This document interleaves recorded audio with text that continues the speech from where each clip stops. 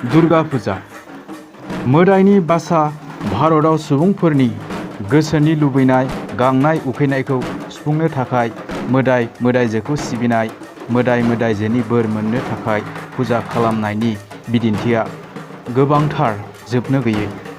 दुर्गा मोदायजोआ गोदोनि बिगोमा मोदायजो महरै जुगे जुगे थाखोसे सोलोंसाफोरजों सिबिनाय थाजाबोदों। दानि मुगायाव दुर्गा फुजाया सोनाब बेंगलनि हारिनि फोरबो हिसाबै सानजाबोदों। बेखायनो बे फुजाया सोनाब बेंगल हादरसायाव गुवारै आरो बयजोंबो गाजा गोमजायै फालिजाबोदों। जोंनि बैसागुनि समाव जेरै रंजानाय बाजानाय अननाय खुसि जानाया गोसो सिंनिफ्राय ओरैनो गावनो गाव जायो, बेबादिनो दुर्गा फुजानि समावबो नुनो मोनजोबो। हारिनि फोरबोनि गेजेरजों मोनफा हारिनि हारिमुवारि जिउनि मोनफा सिनायथिया रोखायै नुजायो। साफ्रोमबो जिउ खांनायनि दुखु दाहा सुखु दुखु बायदिखौ नेवसिनानै गाज्रि साननाय थौले साननायफोरखौ नागारनानै सुबुङा हारिनि मोजांनि थांखियै हारिनि फोरबोआव गोरोबफैयो। दुर्गा फुजायाबो बाङालिफोरखौ हारिनि जिउ खांनायाव मोजां खालामनो हानायनि गोदो आरो खौसेथियाव लाबोनानै जौगानाय लामायाव दावगाहोनानै लांदों। बोसोरनि जा मोनबेसे बोथोरा मिथिंगाखौ रं बेरंजों साजायनानै नायथाव लाबोनानै जिउ जुनार बिफां लाइफां जेरावबो रंजानाय गाबनि मेला खुंनानै बुहुमखौ दानस्रां खालामनानै होयो। बे दुफां बोथोरावनो दुर्गा फुजाया जायो। पुराणनि बादिब्ला हाजोनि राजा हिमालय बिजौजों मेनकानि गोरबोआव दुर्गा मोदायजोआ जोनोम मोनो। मोदायनि गुदि मोदाय महादेबा दुर्गा मोदायजोनि फिसाय। दुर्गा मोदायजोखौ रनसुन्द्रि काली कापालि निमन्त्रमालिनी बायदिसिना मुङै बुंनाय जायो। सैथो मुगायाव शरद मुंनि सासे राजाया सुथुरनि आखायाव जेननानै रायजो गोमाजानानै मेथस मुंनि आश्रमाव थांनानै मुनिनि आथिंखौ हमहैयो। मुनिनि थिननाय लेखायै शरद राजाया गोजोनथाव दुफां बोथोराव बयनिख्रुइबो सिगां दुर्गा फुजा फाथिनानै मोदायजोनि बोर सारस्रिनाय मोननानै सुथुरखौ फेजेननो आरो गोमानाय रायजोखौ मोनफिनो दुफां बोथोराव फालिनाय जादोंमोन होननानै बे फुजाखौ बासन्ति फुजा होननानै बुंनाय जायो। कृतिबासी रामायणनि बादिब्ला त्रेता मुनिनि मुस्रि रामचन्द्रआ राबनखौ बुथारनो थाखाय गोहोनि थाखाय सम जास्लाबैयावनो मेसें बोथोराव दुर्गा मोदायजोखौ सिबिनायनि लाहार फाहार खालामो। बे समाव सोलिबाय थानाय नेमखौ सिफायनानै रामचन्द्रआ सम जास्लाबैयावनो मोदायजोखौ लेंहरनायनि थाखाय रामचन्द्र फाथिनाय मेसेंनि फुजाखौ सम जास्लाबैयाव लेंहरनाय बुंनाय जायो। उदेबानि बाल्मीकि रामायणाव रामचन्द्र फाथिनाय दुर्गा फुजानि सोमोन्दै जेबो मख'नाय गैया। थेवबो बे साननिफ्रायनो बाङालिफ्रा फोरबोखौ दुर्गाखौ फुजिनायनि फोरबो हिसाबै सानबोबाय थादों। हादराव गुबैयै 350 बोसोर आवगायनो ताहेरपुरनि राजा कंसा नारायण बयनिख्रुइबो सिगांसिन दुर्गा फुजाखौ फाथिदोंमोन होननानै बुंनाय बाथ्राखौ मिथिनो मोनो। दुर्गा मोदायजोआ 10 आखाइ गोनां, 10 आखाइयाव 10 गोफार हाथियार।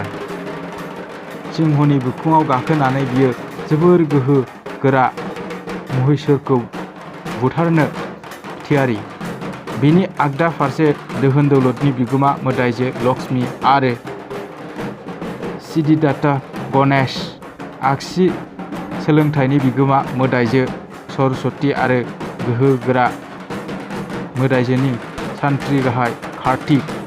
मोनसे फुजिग्रा बिदाबावनो बिसोर मोदाय मोदायजोफोरखौ फज'नायाव मोनसे गोनां सोदोबथि हाबनानै दङ। आसुरा बुहुमनि गासैबो गाज्रि गोहोनि नेरसोन। बे गाज्रिनि सोरगिदिं जेरैबो थिंजायनिफ्राय सुबुंखौ गाग्लोबनानै जिउखौ दैखांनो हायै खालामनानै होयो। बुहुमाव गाज्रि जाथाय सोमजिहोयो। बुहुमनि गुदि गोहो दुर्गाया जि आखायाव जि हाथियार लानानै सोरगिदिंनि बे गोहोगोरा असुर महरनि गाज्रि गोहोखौ दबथायनानै फोजोबस्रांनानै धोन दौलत सोलोंथाइ बायदिजों बुहुमखौ दान जोबस्रांहोनानै बुहुमनि थागिरिफोरनि गोजोनथाय लाबोगोन। आसिन दाननि दानस्रां द'थि सानाव बे साना बबेबा बोसोराव कार्तिक दानावबो गोग्लैहैयो। मोदायजोखौ फुजिग्रा बिदाबा लाबोनाय जायो आरो आथिबासनि हाबाखौ मावफुंनाय जायो। स्निथि, दाइनथि आरो गुथि बे सानथामाव मोदायजोनि भक्तफोरा पुरहितनि थिननाय लेखायै रोखोमनि मुवाजों मोदायजोखौ फुजिनानै खुलुमो। दाइनथि आरो गुथि साननि गेजेराव मोदायजोखौ गाबज्रिनायनि गासैबो हाबायानो जोबजोबो आरो मोदायजोखौ गारहैनाय जायो। बायदि दामग्रा देग्राजों हानजा सुरनानै बबेबा दैमायाव एबा फुख्रियाव मुसुखाखौ फोजावहरनाय जायो। फुजानि बे गोथार फोरबोआव धुप धुना आरो आहुतिनि मोनामनाय शंख घन्टा बायदि दामनायनि जर्ज रिंखांनाया सुबुंनि गोसोआव गोथारथिखौ फुननानै होफैयो।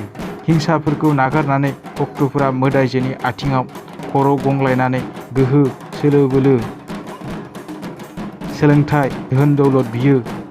सुबुंजों होंगो दोंगो जानाय फुजासालियाव जेनो सोरगोफुरिनि महर लायो। थुनफावथिना थियेटार बायदिया फुजाखौ समायसिन होयो। मोदायजोफोरखौ फोजावखांहैनायनि उनाव पुरहितनि गोसो मोदोम मेंग्लिनायजों बुंफबो।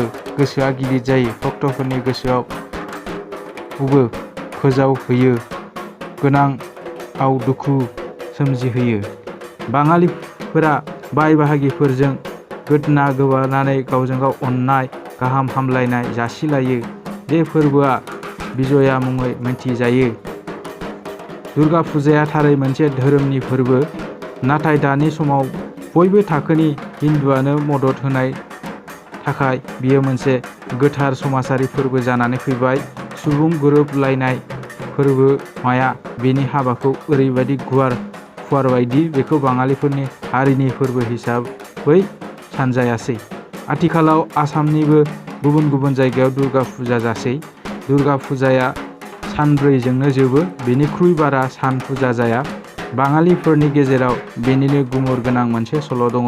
हिमालयनि फिसाजो उमाया दुर्गाया हाबा जाखांनायनि बेसेबा बोसोर उनावसो फिसाज्ला फिसाजोफोरखौ लानानै खालि सानथामनि थाखायल' फिसायनि न'निफ्राय बिफानि न'आव फैदोंमोन आरो बिमा मेनकाखौ गाबहोनानै बैफि सानावनिनो फिन फिसायनि न'आव थांफिनदोंमोन। बेनिखायनो ब्रैथि सानाव मोदायजोखौ गारहैनाय जायो। बाङालिफोरनि न'खरनि खांनायावबो बे सल'जों गोरोबनाय बिसोर नुनो मोनो। हाबा जानाय फिसाजोआ बिफानि न'आव फैनायाव गुबुनफोरजों लोगोसे बिमानि गोसोआबो रंजानायजों बाखुदावलायो। बेबादिनो न'आव थांफिननाय समाव बिदाय लानाय बेलायाव बिमानि गोसोआनो बयनिख्रुइबो दुखु मोनसिनो। मोदैजों दुखुनि लैथोआ आबुं जायो। बे गोरोबलायनायानो दुर्गा फुजाखौ बाङालिफोरनि जोबोर आंगो जोबोर अनसुमै जिउनां गावनि खालामनानै होदों। दुर्गा फुजाखौ बाङालिफोरनि नखरनि जिउ खांनायाव गोरोबलायनायनि फोरबो होननानै बुंजायोबो। बेसेबा गोबाव गुबुन जायगायाव थाहैनायनि फुजानि समाव बिदा फंबाय बिब' बिनानाव बाय बाहागि न'आव फैनानै बिमानि अनसुलि बिखानि फैसालियाव जिरायनानै गोसो गोजोन होफैयो एबा गोबाव लांदां गैया मोननाय न'आ रंजानायजों गोमखाङो। बेखायनो बियो गोरोबलायनायनिबो फोरबो। बे हारिनि फोरबोफोरा सुबुंनि गेजेराव समाजारि नैतिक आध्यात्मिक गोहो खालामो।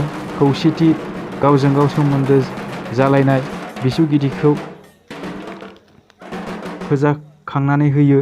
बेनि जाउनाव हादरनि खौसेथिया गोरा जासिनो। दुर्गा फुजानि गुमुर गोनां आखुथाया बुहुमाव बे खौसेथिखौ बोनानै लाबोथों। एसेनोसै, गोजोन्थों।